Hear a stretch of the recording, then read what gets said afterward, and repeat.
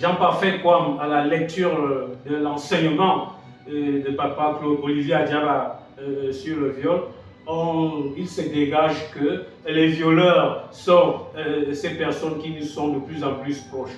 Alors, d'où vient-il que dans les familles, on trouve la manifestation des viols?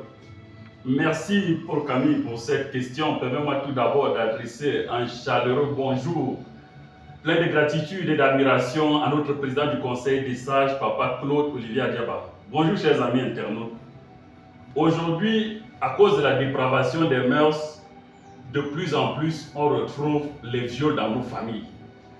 Les violeurs sont de plus en plus proches de leurs victimes.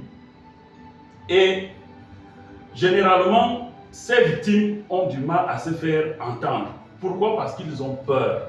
Et ils ont peur de diviser la famille. Ils ont peur de ne pas être compris. Ils ont peur de la réaction des autres.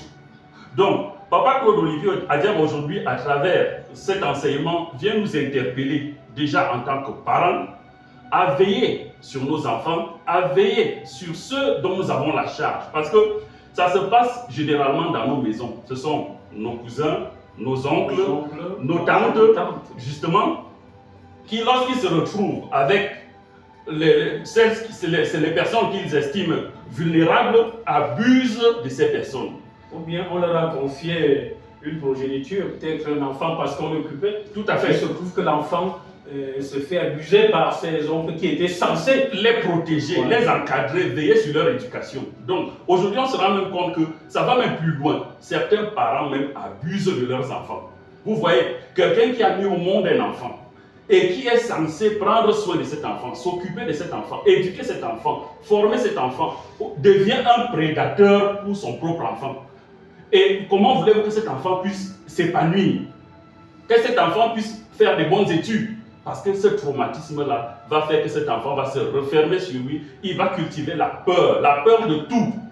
Mais Jean-Parfait, ils vont encore plus loin. Ils font ce qu'ils appellent le placement. C'est-à-dire, ils prennent l'enfant depuis ils deviennent, parce que ce qu'on appelle des parents proxénètes. Tout à fait. Aujourd'hui, les gens sont mus par l'intérêt. Les gens cherchent l'intérêt partout. Pour peu qu'on a un collègue qui a une situation sociale plus stable, on est prêt à lui confier notre enfant pour qu'il épouse l'enfant de celui-là sans pour autant se rapprocher de notre enfant, savoir ce qu'il souhaite, savoir ce qu'il désire. Donc nous recherchons, aujourd'hui nos parents recherchent uniquement son intérêt. Mais pourtant ces parents proxénètes ont des enfants, ils ont des sœurs, ils ont des parents, ils ont des sœurs, ils ont des mamans à qui ils n'aimeraient pas que cela leur arrive. Mais ils font ça aux enfants des autres, alors qu'ils protègent eux-mêmes parfois leur propre progéniture. Merci.